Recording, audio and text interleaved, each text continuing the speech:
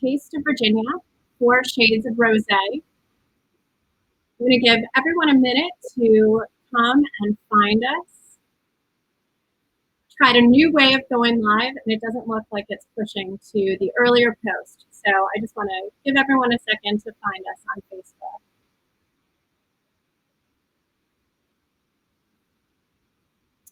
What an amazing rosé day. Today was definitely, I feel like, the first day of the spring season when I was literally dreaming about opening 4 bottles of rosé tonight. I don't know if others were feeling the same way. So my name is Eileen Sevier. I'm the Director of Marketing at Early Mountain Vineyards. And this is now, I believe, our 6th Taste of Virginia tasting. So every day at 5 p.m., we are sharing with you an assortment of our wines, some of our favorite wines from throughout the Commonwealth of Virginia. And this is a mission that's been true to Early Mountain, when our tasting room's open. And so continuing it today while our tasting room is on hiatus for a little bit.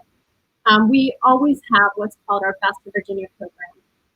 Basically, as I'm out, or Ben Jordan's out, or our general manager, Dave Kostelnik's out, and we find a Virginia wine that we're really excited to taste, we'll bring it into our tasting room and offer it to our guests, because we are so thrilled about what's happening in Virginia wine, and we know that the story hasn't gotten out to everyone. And so we want to not just tell our story, but tell that broader story of Virginia wine. And Rosé has always given us a great opportunity to do that. Because as wine-loving consumers have gotten more and more excited about rosé as a summer beverage, as a beverage pushing into the fall, getting in the spring, it is really an opportunity for them to discover us as a rosé first, and then maybe they turn the bottle over and they say, "Oh wow, this is from Virginia. I didn't even realize it. This is such a delicious bottle of wine." So we have 4 rosés that we'll be tasting. We have our Early Mountain Rosé. Actually, I'll go in order. So we're going to start with Rosemont, which is a sparkling rosé. And if there were ever a time that 2 exciting styles of wine combined, it's combining sparkling wine and rosé. So from Rosemont Estate, which is down south, almost to the North Carolina border, we have Justin Rose, the winemaker and owner, with us today. We're going to taste King Family's rosé, probably the rosé that people think of first in Central Virginia, around Charlottesville. Wonderful playing on the Rosé neighborhood with that bottling. We're going to be tasting the Early Mountain Rosé as well with Ben Jordan, our winemaker here. And then finishing up with Stinson Vineyards, the Rosé of Tannat. So for those of you who joined us 3 weeks ago with our time machine to 2019 tasting, you'll remember Rachel and her Rosé of Mourvedre. So every vintage they make 2. I'm kind of stealing her thunder because I'm sure she'll want to talk about this. But we always love them both at Early Mountain. We've consistently poured them in our tasting room. And, absolutely loved showcasing the Mourvedre Rosé. Now we're going to have her back on to talk about her Tannat Rosé. So start tasting, start drinking, start enjoying. Don't wait for us. But a little bit of an extra level of fun that we are having tonight is welcoming our good friend up in DC, Amanda McClements. She's the owner of one of the most amazing little shops called Salt and Sundry. It's a wonderful home goods store, and she just has this wonderful vision and style. And so we were really excited to welcome her to showcase her own rosé tablescape. But she's also going to be taking a look at your rosé tablescapes. So make sure that as you're popping your bottles and taking pictures and posting, that you're hashtagging 4 Shades of Rosé, and that you're also adding Early Mountain and Salt and Sundry. She's going to be looking, while we're tasting the rosé, she's going to be viewing all of your photos and choosing kind of the best or most elegant, or however she sees as the most rosé-like tablescape. So without further ado, I'm so thrilled and excited to welcome Amanda to Taste of Virginia.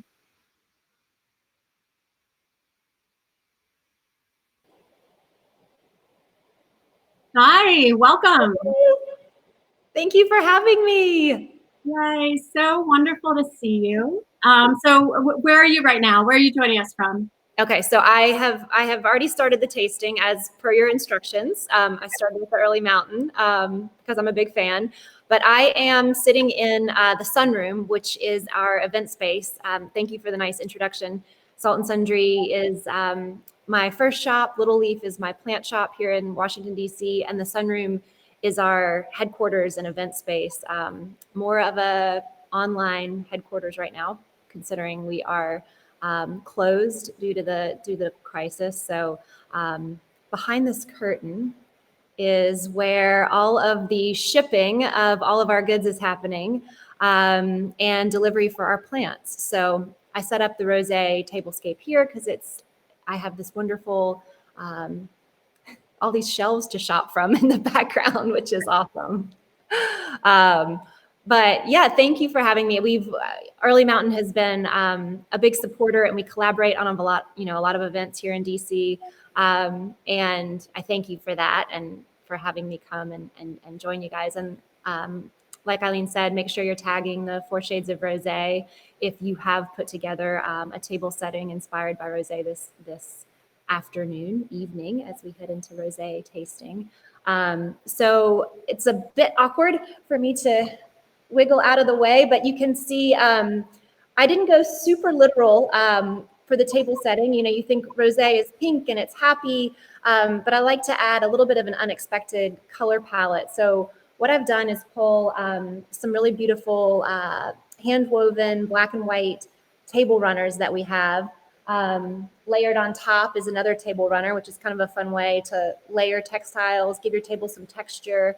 One of the things we keep saying is, even though you're stuck at home and you're probably having 3 meals a day at your dining room table, that doesn't mean that it can't be special.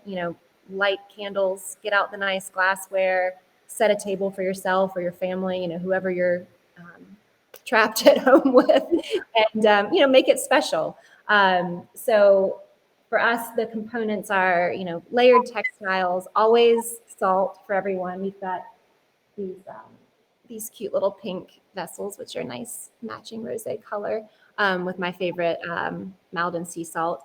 I've also picked up some flowers from the farmer's market this morning, which just reopened at 14th and U. I was super excited to get some flowers from them. And then we also got these adorable little bud vases recently. These just went up on our website, so check those out. Do you know what kind of flowers are those? Those are poppies. Okay. Yeah, you've got like I have ranunculus. the ranunculus are beautiful. From Sweet Greens, which is an organic farm south of Charlottesville. So You have all kinds of amazing flower farms out there, in addition to vineyards, and a lot of the best flowers come from out there. I see some people saying, "Pick me! Look at your tablescape." But I also wanted to make a point, just because it's not easy to get out. Go to the farmer's market. Be safe.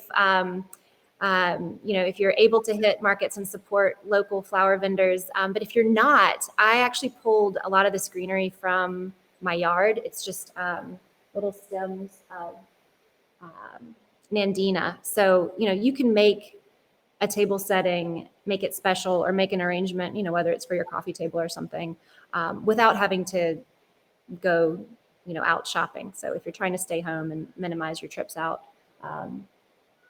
see what you can chop out of your yard, or maybe your neighbor's yard if they're kind enough to to let you. My girlfriend across the street has beautiful roses, and she was like, "Go chop all my roses out of the yard." Thank you, Sarah. I didn't do it yet, but sometimes I send my children. People won't say no to them. Yeah, send them out with some scissors. Tell them to gather some branches, some leaves, whatever you can find in the yard right now. But yeah, those are just some of the components that, I've been adding recently. It's a bizarre thing to go from eating out at restaurants and cooking some, but now you're cooking a lot. And, we really miss, having people around the table and gathering friends. And I think it's really right now about making those special moments, for yourself and your family. Absolutely. Yeah. What I love about your table is it's composed in one sense, but it's not, it's a little bit asymmetrical. There's a lot of different, combined elements. The pop-up blue, are those the napkins? Yeah, I should step out of the way so you can see a little bit better. So I love blue and black together. It's sort of an unexpected combination, but these are just some block print napkins that we have. I have tons of these. I just keep big drawers of block print napkins, which hide stains really well because there's a lot of pattern on them. Love that. And then, save your napkins. You don't have to wash them a ton. And, whoever in the family can have their own napkin.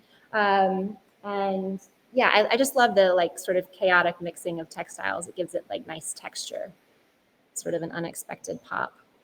And so tell me a little bit about the vendors that you're working with at Salt and Sundry. Are they mostly local, mostly small producers? How do you choose who you're working with? So that's my favorite part of the job. Surviving a pandemic is my least favorite part of the job, making sure our business survives. But we work with about 120 independent designers and makers, and more than 80 of those are women-owned businesses. So we are constantly on the hunt for products that have a great story, are great quality, and they're things that we, myself and my team want to own. So from local makers, jewelry designers, I've got on a couple rings from our friend and bracelet from Mallory Shelter here in DC, all the way to Franca, which is a really beautiful ceramic artist up in Brooklyn. They did this speckled bowl, which is so much fun. So we're always looking for things that, that have a great story and that we feel like we can connect with. And we're grateful right now because the shops are closed to have our website, and we're shipping every day. We're sometimes next day, just to try to make sure people are able to access the goods that are typically only in our shops. So awesome. So if people want to check out your offerings, saltandsundry.com. It's shopsaltandsundry.com, and we are adding new products almost weekly. And I just want to say that the small business community has really banded together, and I know Early Mountain, is such a supporter of that community. And anything you can do if you have the means right now, and you're able to support your local bookstore, support your local flower shop, whatever it is, buy a gift card. If you don't really need anything, send a friend a gift card, because where you spend your dollars now is going to really impact who ends up surviving on the other end of this, when we've all taken a hit from not being able to be open. So Shop Salt and Sundry is our website. littleleafshop.com is our little sister website. So if you're in the DC area, we are doing plant deliveries. But yeah, it's a weird time for everybody, but we're grateful that we can still, access, our customers and our fans and still ship them all of our sundries and our salt. Well, wonderful. Well, I know we have folks joining from Ohio and Winchester and Bonaire and Fredericksburg and all throughout. I've seen probably 20 different posts. Yeah. And one, I was going to interrupt and say it. I saw someone post that they had cut tall grass from their yard as part of their table service. Perfect. Oh, yeah, I see all the Ohio. Hi, Ohio. And hi, Fredericksburg. Akron. Yeah, wow. Rosé must be popular in Ohio right now. So you have a mission. So everyone out there, just don't forget, tag 4 shades of I almost said 4 shades of gray, dear Lord. 4 shades of Rosé at Salt and Sundry and at Early Mountains, that we'll be able to easily find you. And we'll be welcoming Amanda back at the end to crown King or Queen of Rosé. We'll be sharing a $50 gift card to Salt and Sundry as well as Early Mountain to that winner. And more than anything, how fun to kind of bring a rosé glow and atmosphere and joy to this Saturday. So wonderful. So we will see you back in just a little bit. The music,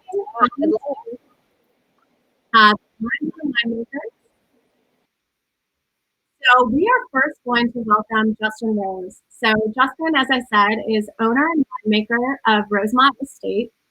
And kind of funny story about the Rosemont, although maybe I told this.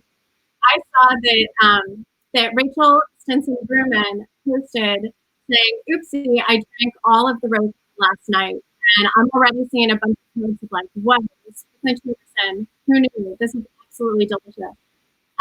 So welcome, Justin. We can't wait to hear more about this beautiful wine.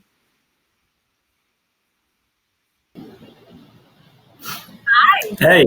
Hey, thanks for having me. Thank you hear me so okay? much for being here. Yeah, that's what we're going for, the rosé. Easy to drink, just go for it. So. And so where are you joining us from? Are you at the winery or are you at your home? Yeah, so I'm up in the office at our winery. We're out kind of in the country, so this hopefully is the best internet reception for us, I hope. But yeah, we're located basically right on Lake Gaston, which is on the Virginia side, so right close to the North Carolina border, in between a line between Richmond and Raleigh, North Carolina. That's basically where we're at. So. And so this is 100% Chambourcin. So Chambourcin might not be super familiar for everyone. Will you go ahead and introduce the grape? Yeah. So with our vineyard, we planted it back in 2003, working with Lucy Morton, and we planted a lot of different grapes. We have about 27 acres now. And we've always done vinifera, the traditional year grapes, but also the French American grapes, and Chambourcin being one of those. Always done a dry rosé with Chambourcin, and has been a good wine for it, really good wine for us. And all of our Chambourcin is going to rosé production, but then back in 2016, and actually even starting before that, I was noticing that the fruit was maturing in a perfect combination of acidity, sugar, and ripeness to sparkling. So we picked it early for that, and this is our 2018. And yeah, it's a French American grape, but to me, it makes fantastic rosés. It's got nice aromatics.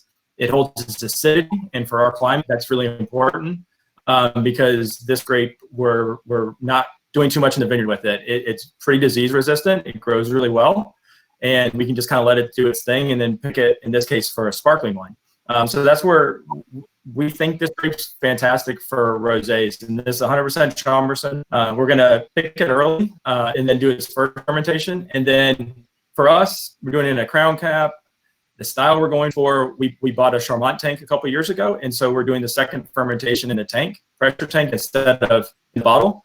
And we really love the way it was tasting out of the tank when we did this a couple of years ago with it.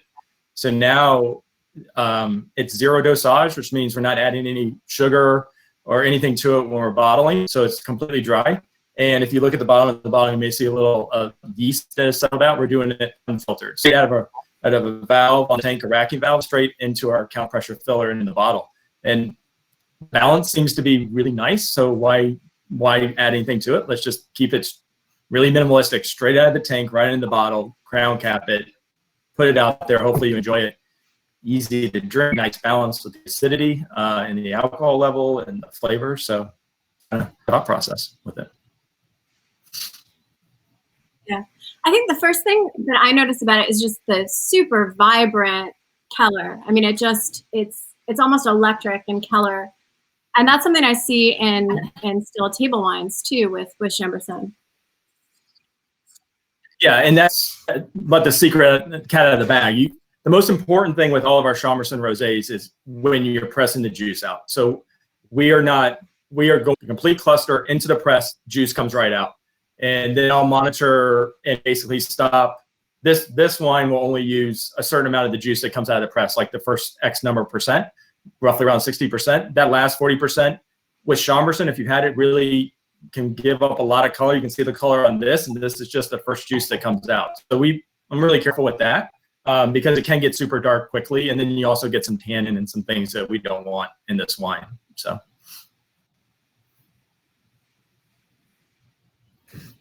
And so one thing just with the method that you described, I know that that's the same method that you're using generally to make Prosecco. So that's something that maybe is a reference point for some of our viewers. And I think of Prosecco as always being kind of preserving more of the fruity character. You know, it's going to be kind of fruit dominated as opposed to more yeasty dominated, like wines made in more of a champagne style. And so just embracing that fruit. What I love about this is just the tang. It's so mouthwatering, almost like a red raspberry. Just really nice bright acidity. Yeah, and that was the initial plan, was to make Prosecco. Unfortunately, our tank came about a year late, so we were sitting on inventory. So then the base wine is sitting on its yeast for a while, so you almost get in between a Prosecco / champagne. There's a little bit toasty notes to this, which is kind of nice. So we kind of kept that. And then also we're doing the second fermentation. We're getting a little bit more pressure than what you get with Prosecco. So you're kind of, for us, it's right in between that toast style and the champagne style. Kind of a nice balance between the two is kind of what it's me has come out to be. Not that we tried that, but that's just kind of the way. So. Well, awesome. Well, I've seen a ton of posts of people just loving how delicious it is, saying it's the first time they've tried Chambourcin. So we're definitely introducing folks to something new. And I wanted you to have a chance too to talk about what's going on. Oh, sorry. Oh, yeah. So what's going on down here or with us at Rosemont? Yeah. So for us, it's all about kind of showcasing a really still developed area for growing grapes in Virginia. So we consider Southern Virginia, being right on the border of North Carolina. Like I said, we're 27 acres. So for us, it's showcasing what we can grow here. Main grapes for us have been Cab Franc, Merlot, Petit Verdot, and then on whites, we do a lot with Chardonnay, Chambourcin for Rosé, Traminette, Vidal Blanc, and trying some Tannat now, which shows a lot of promise for us, I think. So we've really tried to showcase our area. My family, it's a family farm that we've had since 1850s, and my father kind of wanted to get out of corporate life and do something with the family farm. So convinced me out of college to go to Napa, do some winemaking, and come back here in 2007. So it's really just a focus on our area. We have a really good team that we work with, and really showcasing this area in particular. It's a little bit different. Obviously, we're a little bit warmer, but we can also, where we're located on the lake, be a little bit drier at times, and have an earlier season, which can be good and bad, in that we're getting fruit off sometimes earlier in the year and missing some of those late season rains, but then also have to watch the heat. So we have to pick grapes, because I think for us and everyone on this chat, it's finding the right grapes for the right place. And so for us, you will see some of the French American grapes like Chambourcin and Chardonnay, because they really do well here. And again, trying to be very minimalistic in what we're doing and finding things that like it here. We don't want to be doing a ton of work to manipulate the fruit. We want them to like where they're at and grow well where they're at. So that's for us, is finding those grapes that work well. And then on the winemaking side, showcasing the wine, not manipulating it, just get really good fruit. And like in this case, for Chambourcin, if you pick it at the right date and you press it the right way, I'm really, hate to say it, it's a very simple wine for me to make. It just kind of makes itself. And that's really nice as a winemaker. So. Well, and sometimes that's how you get the best pure expression, it seems. I know winemakers like to say, oh, I'm lazy, that's why I like doing this. But sometimes the wines that you're getting are the most stunning. So yeah, I should have said at the beginning. Sorry. No. Go ahead. I was just going to tell our audience, make sure, I see lots of people talking about how much they love it. Lots of people talking about where they're from. If you guys have any questions for Justin, go ahead and plug them in, and we can ask. I see lots of people too saying they can't wait to go visit you. So. Yeah, please do. It's kind of, I wish there's some other vineyards getting ready to start. So hopefully in the next couple of years, you'll see them pop up. But yeah, if you're ever coming down Interstate 85, we're here every day. We'd love to have you in. Or if you can make a trip and come down and spend the day later when things get better, that'd be great. We'll be here.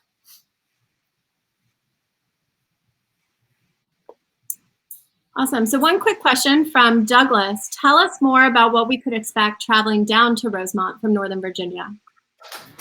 Yeah, you can expect once you pass Petersburg, you're not going to see much until you get to us on exit 4 on Interstate 85. So in between Petersburg and Raleigh, North Carolina.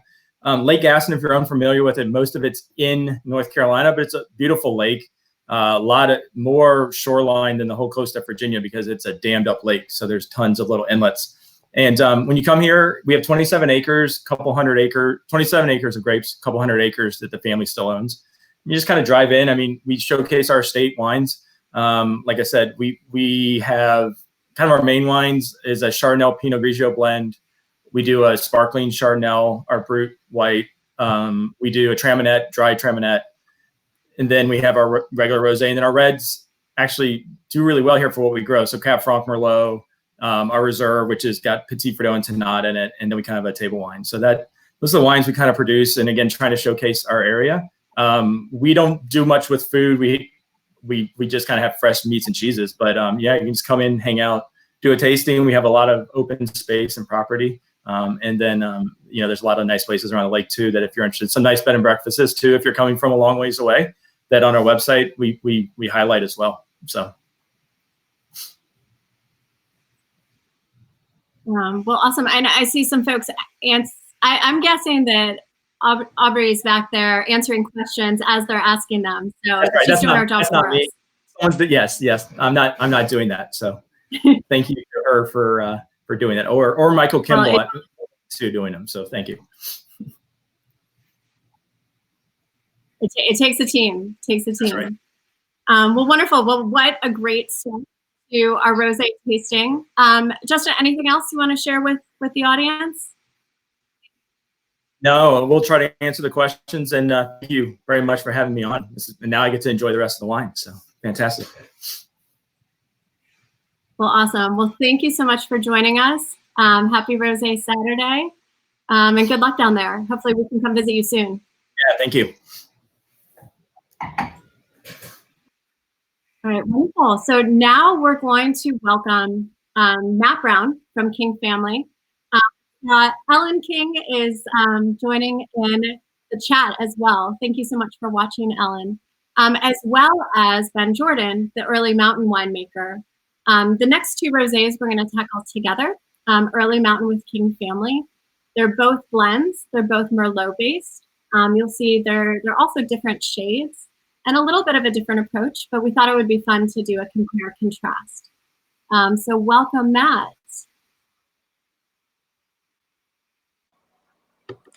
Eileen, thank you so much for including us and for bringing us in. I love getting to share wine with you always, but especially love doing it here when we're talking about the Rosé and the Early Mountain Rosé, because I do feel like our two wineries have so much in common in terms of winemaking philosophy, but also in terms of our love and passion for the broader industry. So such an honor and pleasure to be passing my Saturday afternoon with 4 bottles of rosé and you and Ben.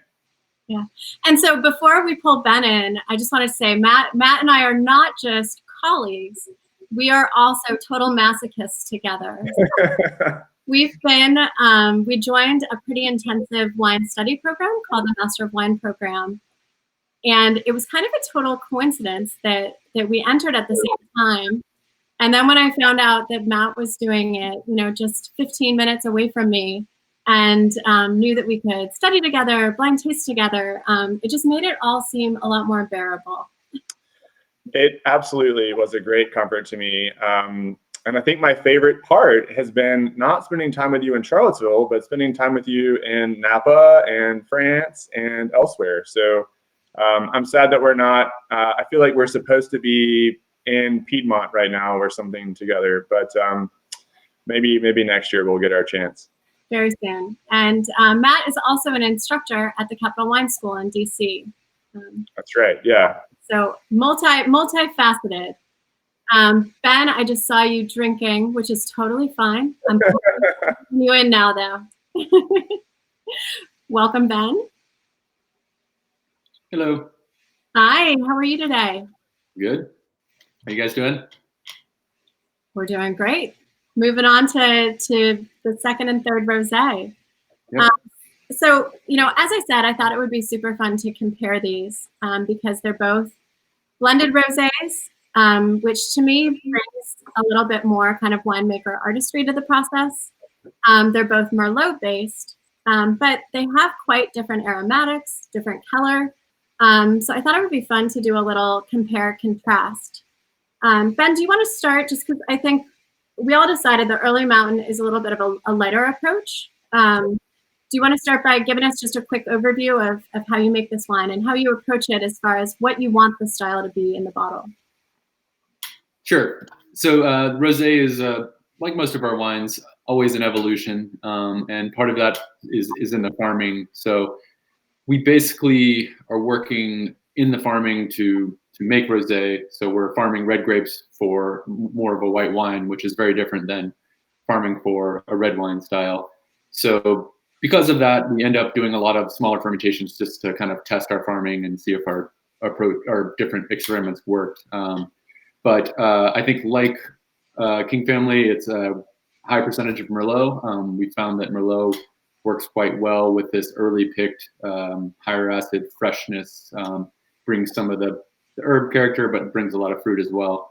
And then in general, we are also using Cabernet Franc, Syrah, and then even a little bit of early picked Petit Verdot for color.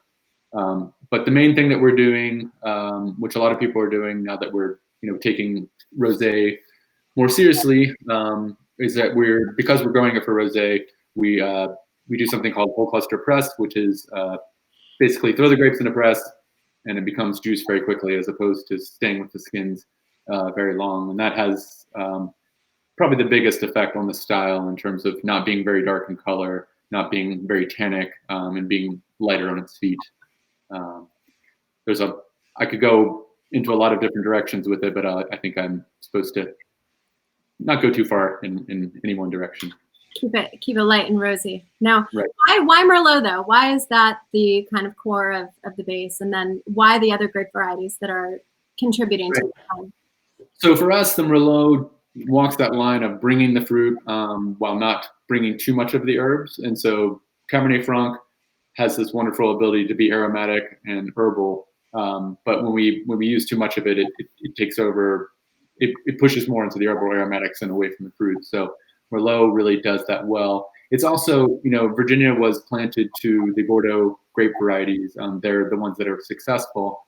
And I think something that has been wonderful about rosé being popular and everyone drinking it is that we've found that, some sites that are planted to these Bordeaux grapes don't actually want to be big, burly red wines. You can try to make them into that, but it's definitely round peg, square hole sort of situation. But the ability to take some of these vineyards that are, more white wine vineyards but already have red grapes on them and use them to make rosé has been this wonderful thing for us in the past, 10 years really. And so we've really been able to pivot away from trying to make something it's not and make something that is the best use of it at the same time that it is widely wanted and accepted in our area. Today is the first kind of hot day of our year, and we've got a lot more coming. And these wines are perfect for that. Yeah, I saw cases of rosés being ordered online today. People are clearly like, whoa, got to stock up. Which along those lines, I see Jan Nelson posted basically saying, I love Crozet. I'm anxious in February for it to be available to run and buy it up. And so, Matt, tell us a little bit about the evolution of Crozet. It definitely has built up this like frenetic following of got to get my hands on it, got to buy it up. I think frenetic is a good word. Our first vintage of this was in 2008. And we made just a couple hundred cases. And last year, including cans, we made about 5,500 cases. So in the last decade or so, we obviously have grown this a lot. It's our most popular wine. It's the wine that we make the most of, and are in an equally awesome but sometimes frustrating way, the wine that we're maybe the most well known for.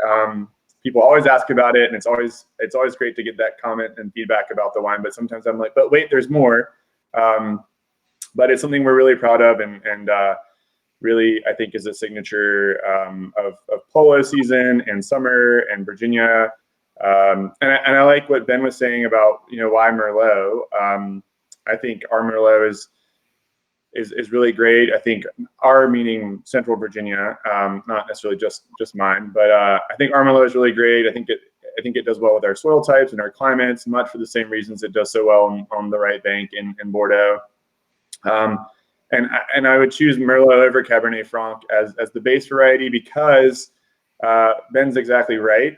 When you're harvesting red grapes early to make Rosé, if you're harvesting the Cabernet Franc early to make Rosé, you can get a lot of that herbaceous element, and too much of that arguably is not necessarily as ideal. But the Merlot brings, at least in our style, with our fermentation technique and whatnot, I always compare the wine a lot to Sauvignon Blanc. I feel like in a literal blind tasting where your eyes are closed, I think if you smelled this wine and tasted this wine, you would be tempted to consider Sauvignon Blanc as a grape variety because it has a lot of those tropical fruit aromas, a lot of that sort of like amyl acetate component where I think of, and Matt Finot hates when I say this, but he's not here to stop me, but it reminds me often of banana runts, which is one of my favorite candies.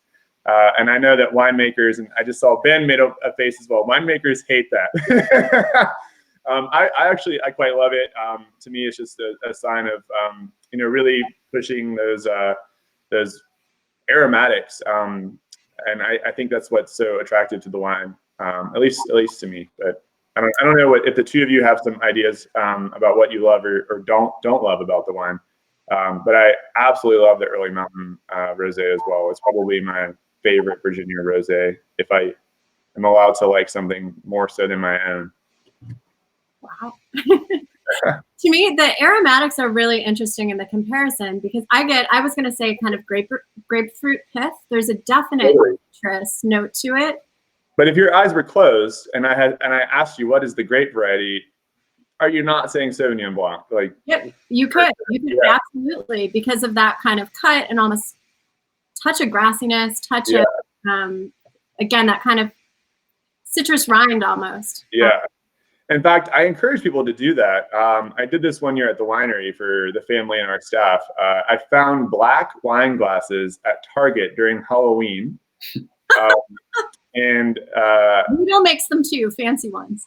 Oh yeah, these are very affordable. In fact, I think they've since gone in the garbage. But we did a rosé tasting, and I did not let everybody know that the rosé tasting included some white wine and some red wine.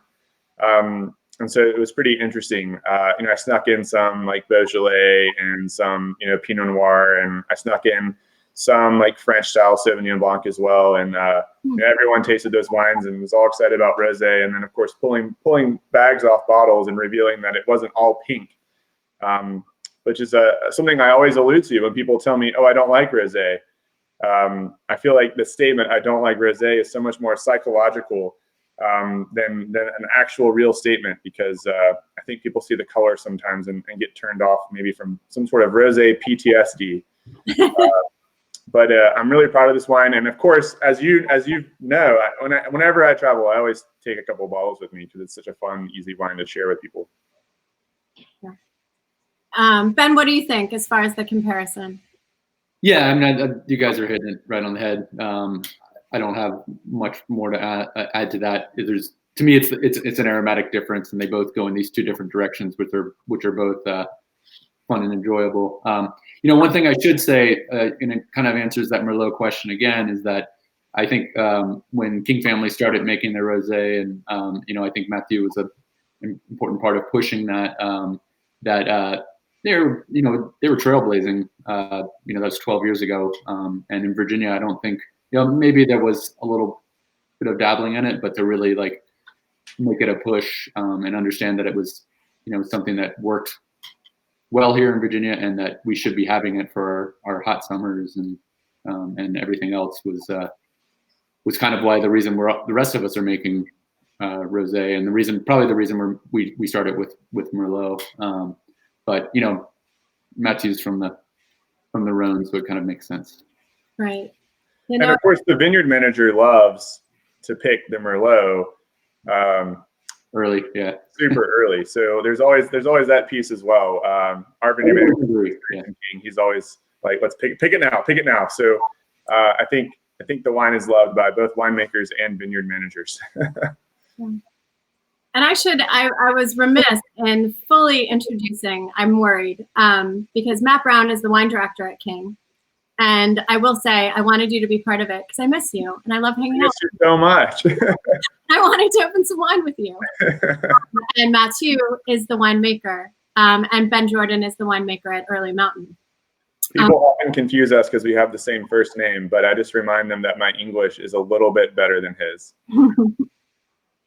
And thinking about the fact that Mathieu really trailblazed this coming from France. In my former life, I was the beverage director at a restaurant group based out of Boston called Legal Seafoods. And I had spent a fair amount of time traveling in France. And in France, wine menus in restaurants, it's a third white, a third rosé, a third red.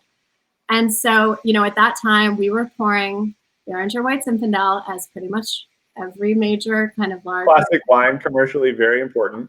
But also why some people have some PTSD, maybe. I might get myself in trouble saying that. And so I remember coming back from France, I'm 25, guns a-blazing. I'm like, we're putting dry rosé on our list. And we couldn't sell it. It didn't sell. And so it has been so exciting watching, the American public really embrace this style and love it. And, I truly believe that we're eventually going, maybe 10 years from now, a third rosé, a third white, a third red. And I really wanted to do this tasting to show within Virginia, within this very kind of, relatively small region, there's a lot of diversity. And these two wines show that, both based on Merlot, both blended, but kind of playing with different styles within that still tight comparison. There was a question about why the difference in color. Douglas Schultz is cheersing to, or not cheersing to Mathieu, just blaming Mathieu for for some of the delay in appreciating dry rosé in this country. I saw that color question. It's probably just skin contact time. I think we're probably a shorter amount of time than King family. And I think, correct me if I'm wrong, Matt, but I believe you guys are distemming, which can extract a little bit more color, whereas we're mostly whole cluster. Yeah, for sure. And I will say that when you make the same wine, every year, and it's one of these wines that's not necessarily intended to reflect vintage conditions, but meant to be, consistent year over year.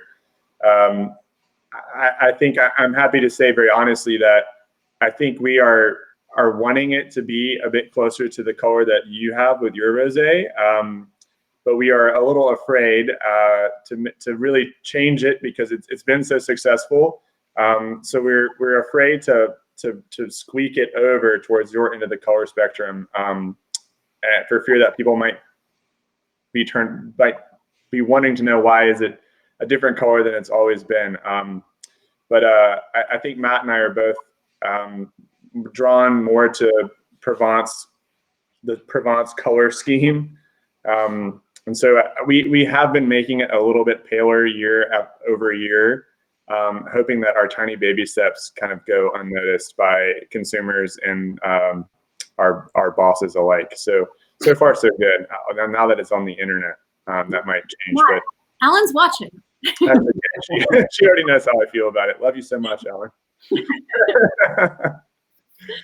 Oh, well, amazing. Well, thank you both so much for joining. Before we go, though, Matt, I wanted, what's going on down at King? I've seen lots of posts and, Yeah, so after 2 months of being totally isolated and alone, we are so excited. We opened in accordance with phase 1 yesterday for the first time. And we spent hours and hours as a family talking about it, going back and forth. Should we open? Should we not open? And ultimately, we decided that we have a pile of outdoor space, as grass as far as the eye can see.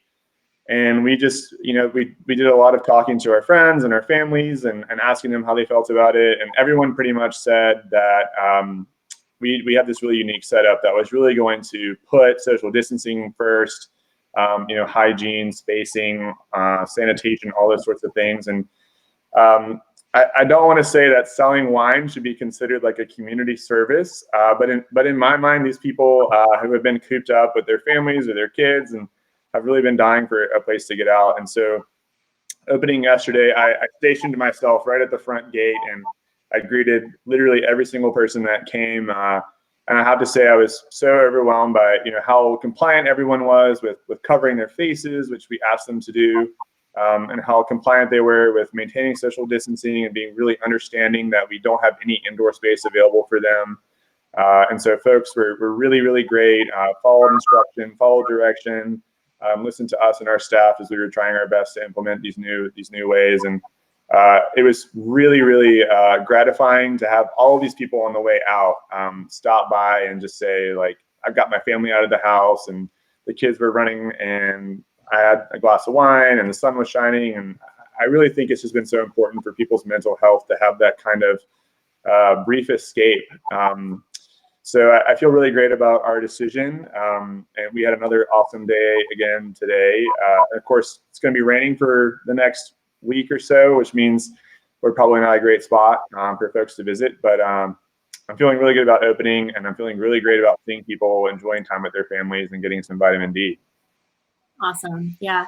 And here, I think it's another example of, taking the same conditions and a little bit of a different approach at Early Mountain, just to kind of contrast.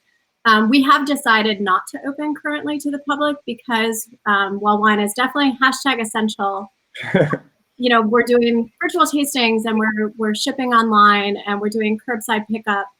And, we've just determined that we're gonna sit and we're gonna wait and we're gonna watch for a little bit. I know you're right in Rosé, and you have your kind of the wine community right around you. And, we just have a lot of folks who drive down from Northern Virginia and DC. We're right off of 29, and we just want to ensure that we're being super cautious, as you guys are. But we're watching the good work you're doing. And when we're ready to open up, we're going to be able to have a lot of good lessons learned to be able to follow. So what I love is that everyone is being supportive. They're supportive of the folks who are saying, you know what, we're going to open, we're going to do it right. We're going to have, we wear a mask, et cetera, et cetera. And people are being super supportive that Early Mountain is waiting to open our doors. And so for all of you out there, we love you. You are keeping us going. Like, it has been so amazing, the support we've gotten, for online and for these tastings. And it's such a joy. So thank you. Thank you. And yes, it is a community service, all of it, providing the wine, but also you guys supporting us. So without further ado, we're going to transition now to another single varietal rosé, welcoming Rachel back. So I'm going to bid you gentlemen adieu. And Ben, I know that you have something you're running off to, so feel free to sign off. Right. And I will see you both soon. Right. See you, Matt. Thank you, Ben. Thank you, Matt. And Rachel, you're coming back.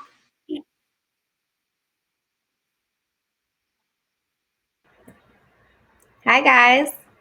Hi. Thanks for having me back. Thank you for being here.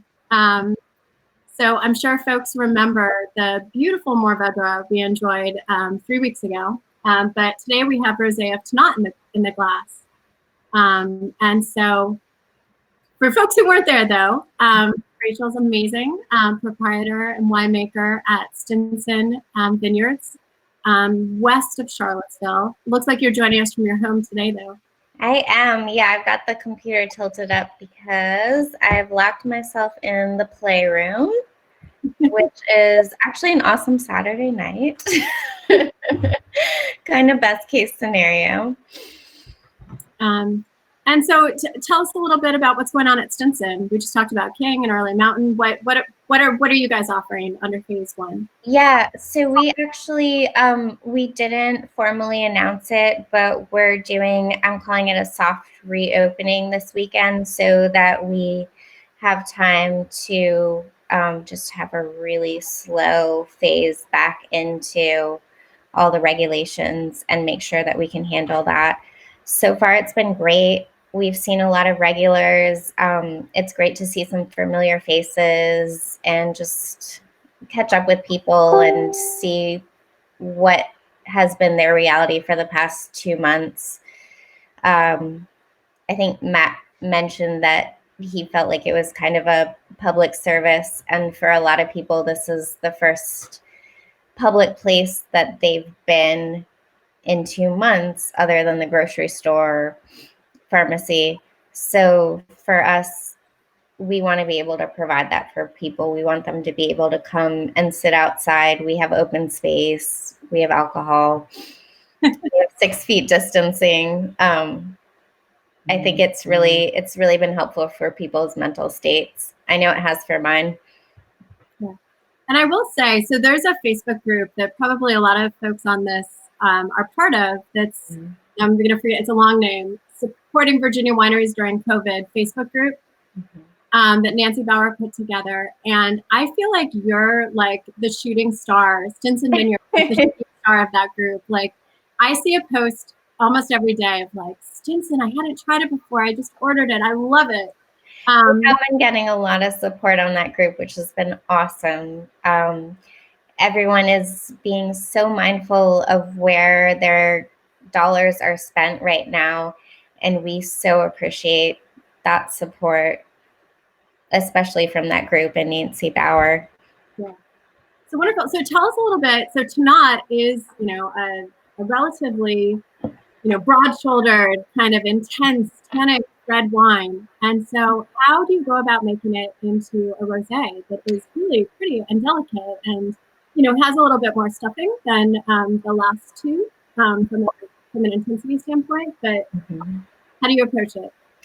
Yeah, that kind of happened by chance. So we have quite a significant portion of our vineyard planted in Tannat just because that was a hard grape for us to source.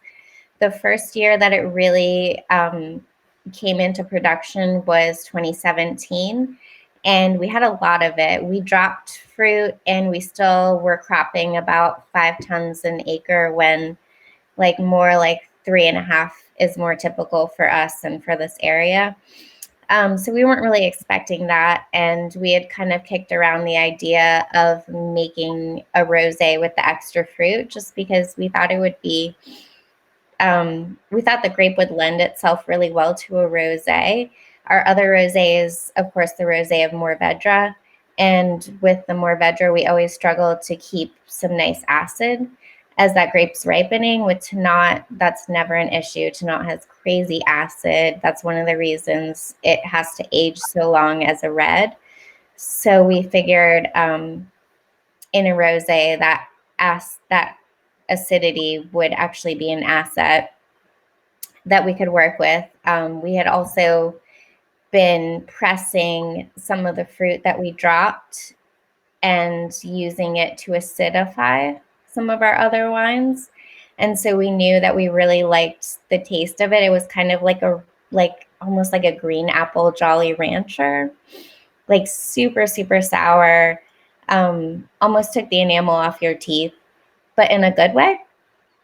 So we thought maybe that's something that if it was a little bit riper, we could really enjoy that in a rosé. So our goal was to make a very delicate, direct press rosé out of this big, dark, tannic grape. Awesome. I mean, I love it. And I think the fact that it's so pretty, coming from that intensity of a grape is really spectacular. Kirsten's asking for a tasting note comparison. So we talked about King as having this almost, citrusy and to me, starting with Rosemont, like red raspberry, really bright, mouth-watering. Early Mountain, there's this balance of kind of peachiness with kind of ripe lemon. There's citrus, but it's kind of toward the softer, sweeter side. The King is a little bit zestier, grapefruit. Where do you put the Stinson?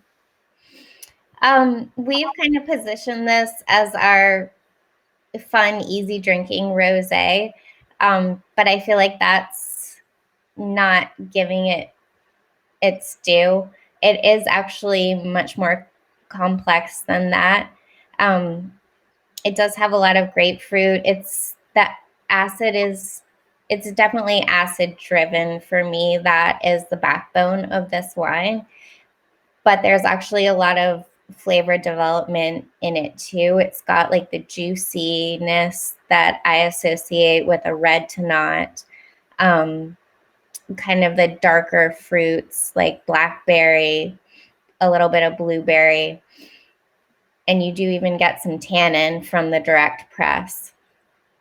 So I think it has body too. It's just that in combination with the acid, it comes off as very fresh in your glass.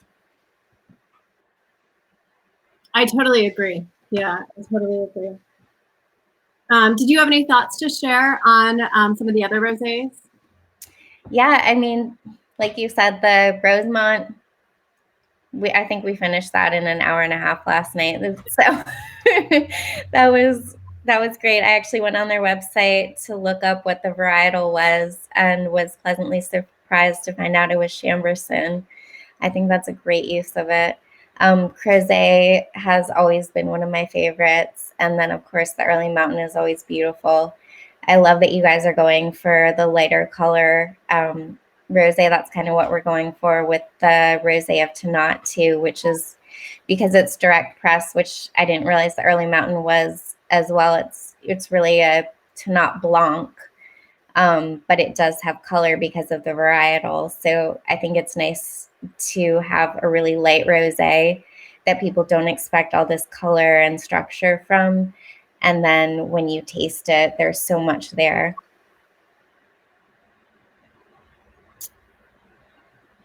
Wonderful. So sorry, I'm navigating, getting our winner images up. And I will also say it's incredible that you're joining us for the second time because you just recently had a baby. So you are doing like quadruple duty, battling frost and keeping your winery going and welcoming folks back for a soft opening. Plus, of course, navigating both your toddler, or not toddler, is Wells is almost 3? She's almost 3. Yeah, she's almost a three-nager. Yeah, I don't know what's happened the past 2 months. It's all a blur. So thank you so much for joining us. And I see a lot of people. Douglas Schultz, I totally agree with you. The Stinson Mourvedre Rosé, when I had it a day later, I was like, whoa, strawberry, like this is so incredible. He's asking, how will the Tannat Rosé stand up to a night in the fridge? Really well, actually. Yeah, I think the Mourvedre definitely, I would even do like 2-3 days after it was open. The Tannat, I would probably do the next day.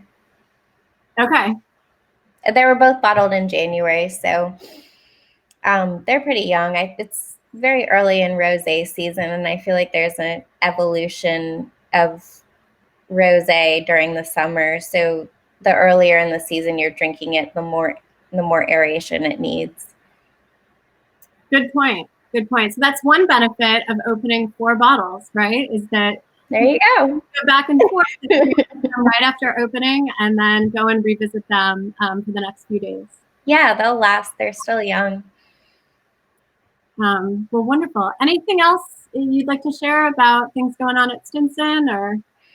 No, we're just happy to start welcoming guests back. We suggest reservations. We can accommodate walk-ins if we have space, but we're on open table right now. So we would love to see you. Come out and say hi. Well, I hope to go and visit you soon. I wish you had a 3rd rosé so that we could do another of these tastings. Well, awesome. Great to see you. And thank you for joining us again. Thanks, Eileen. It was a pleasure. Awesome. All right. So I will be welcoming back Amanda. She has been furiously working through tons of photos. You guys have had a lot of fun out there putting together these tablescapes. Before I do, I just want to let everyone know about next week's tasting. So as I've said from the beginning, Saturdays, 5 o'clock, Taste of Virginia. We're going to keep going until you all tell us by not coming that you don't want to do them anymore. This has been such fun to connect directly, to bring our community together in Virginia wine. And so this coming week, though, we are actually going to stay with the Early Mountain team. We're going a little deeper. We're going to bring Dave on, Ben, and Maya, and we're celebrating #Open Local Wine night. Open Local Wine has been designated officially for Friday, May 22nd, but we're going to celebrate it on the 23rd. And we've brought out some wines from the library, a case of Alluvium 15 that actually got bought in like an hour after I announced it, so I shouldn't even say it because it's already bought up. But also our Quaker Run Tannat from 17. We've released a few pieces of that. We released some Rise 2015, Vow 2016, and we have a new white wine that I know Maya's watching, so I'm going to get in trouble for saying this. She texted me earlier today and said, "Don't tell anyone, it's my favorite wine we've made." It's a blend of Petit Manseng and Sauvignon Blanc. It is from the 2017 vintage, so it's been aging for quite a while. Think of it as kind of a Bordeaux Blanc type style. So it's our partner to Rise. I quietly put it up on the website earlier today, and folks have been buying it up. So instead of putting together a pack, we are releasing kind of small lots of some of those specialty wines. Buy a bottle, open a bottle you have at home, and it's really a very selfish tasting because it's the wines we all want to pop open and taste through again, revisit how they're going. So as I said, Ben and Maya and Dave and I and probably some other folks from Early Mountain are going to split up a bottle each and talk through them together. But now, welcoming back Amanda, the moment you guys have all been waiting for.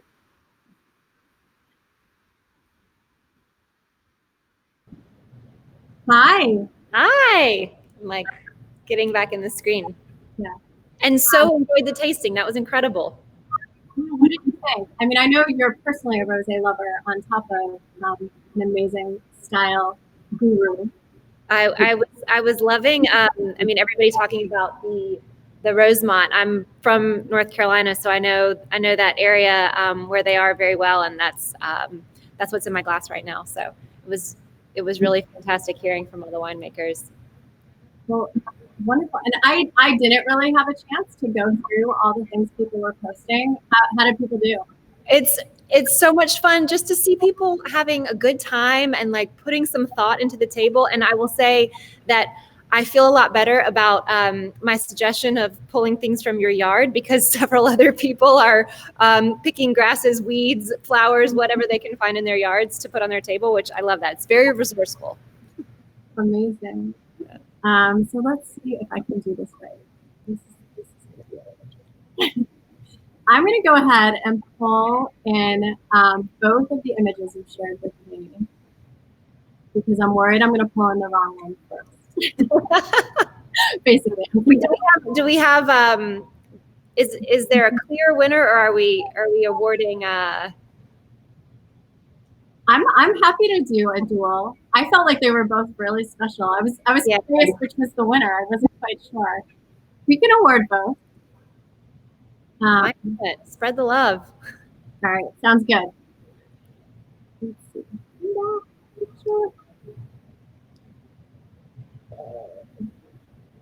The trials and tribulations of this online software. I know, of the technology. So come on in. Yeah, there was clearly. I think my favorite. I mean, she clearly put a lot of. Yes, this one is fantastic. KEMQ, who I'm pretty sure I recognize from this shop. So yeah, this one's gorgeous. I love the block printed tablecloth. Obviously, I've got some behind me. And I don't know, it just makes me want to sit down right there. Yeah. I also love, obviously sometimes we're a family of one, we're a family of two, we're a family of, I have my 9-year-old twins and my dog. But what I love about this is it's a table for two, but there's such specialness and care to it. Yeah. That it's clear they can have a wonderful dinner tonight. And it looks like a nice bottle of Early Mountain Rosé smack dab in the middle of the table. I love it. I also love, you mentioned candles, and candles have been something I've been playing with a ton. Because I feel like all you have to do is open a bottle of rosé and light a candle, and it's like, woo, party night. It's like, I would say, other than putting on good music, it is the easiest thing you can do to create ambiance at the table. And it, you know, little tea lights, little tapers, you know, they're not expensive. And it's such an easy way to like create this glow and this aura around the table. Awesome. So congratulations, KEMQ. KEMQ, cheers to your beautiful tablescape. It's gorgeous. All right, and I'm going to bring in our other winner. Herdwise, which Herdwise. If anyone looks at my Instagram, like my bio, it's like passion for cheese. I always forget, like, I love wine too. I promise that that's my life. That's what I do. So a name like Herdwise, love it. Yeah, and she's got her, or he or she has the weeds on the table, which I appreciate very much. And I was reading the book Gingerbread that is underneath the weeds. I love the color. That was like a nice little touch. You're reading, you're eating cheese, you're drinking wine. It's like living your best quarantine life. And I see a bottle of Blenheim Vineyards on the table. So we had the winemaker from Blenheim, Kirsty, join us, I think now 3 Saturdays ago for our Time Machine to 2019 tasting. Love Blenheim wines. Excellent choice. I love the carafe. Do you do much with putting wine in carafe? Yes, I have way too many vessels in my life, but yeah, I mean, it's such an easy way to make, you know, things feel a little bit more special. You put a little thought into it. And I also, is that almost like an India print tablecloth underneath? I'm not sure what you call it. Yeah, I don't know. It's very almost like 60s retro surfer vibes to me, which I love. I love the colors on it. Also, you made the point of you like pink and blue. I love pink and blue too, but pink and blue and yellow is like hitting all the notes.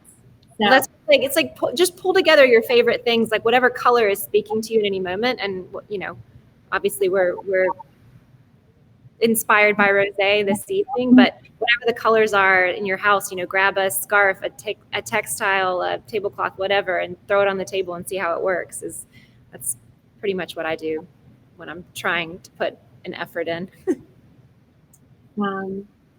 Well, thank you all so much for joining us. Amanda, thank you for coming and being our superstar guest judge. I can't wait to see you on the other side of this and come visit your shop. But for the time being, I'm just going to love buying stuff online. Thank you. For those of you, I saw some people asking if they can see others. I believe if you search hashtag 4 Shades of Rosé, you'll find a wide assortment. I'll probably go through and pull them all together too, and add some to the notes in the chat. So circle back if you want to take a look. But thank you everyone for joining us. Cheers to Rosé. Cheers to an amazing summer, and look forward to seeing you next week. Bye-bye.